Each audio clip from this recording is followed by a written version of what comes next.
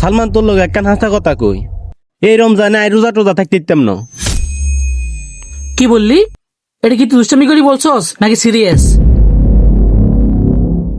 বুঝি কইছি, তুই জানোস বালা করি আই কি কেম করি, রইদে হুরি রাস্তায় ফাতর টানি আর বালতি ভরি মাটি তুলি, খালি হেডে কি এসব কাম করন যা, মানুষ কেন পাইছবো?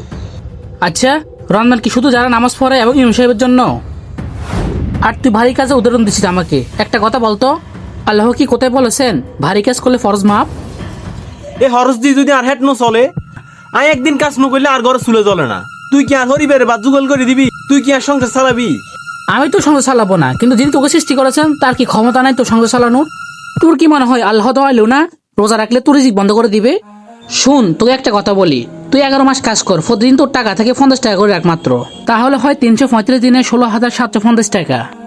এই টাকা দিয়ে রমজান মাসটাকে পুরোপুরি বিশ্রামে কাটা যায় না, বিশ্রাম করা যায়, রোজা রাখা যায়। অভাব আসলে টাকার না, অভাব হচ্ছে পরিকল্পনা। পরিকল্পনা যদি ঠিক থাকে তাহলে সব সহজ হয়ে যায়।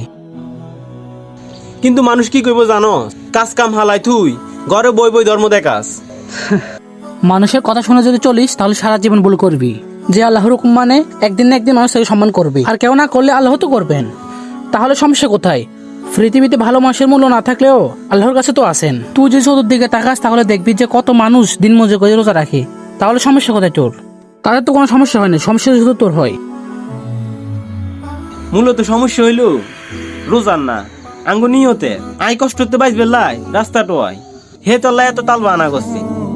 আসলে রমজান কষ্ট বাড়ানো মাস না, রমজান হলো আত্মাকে পরিশুদ্ধ করার মাস। যে ব্যক্তি আল্লাহর উপর ভরসা করে, আল্লাহ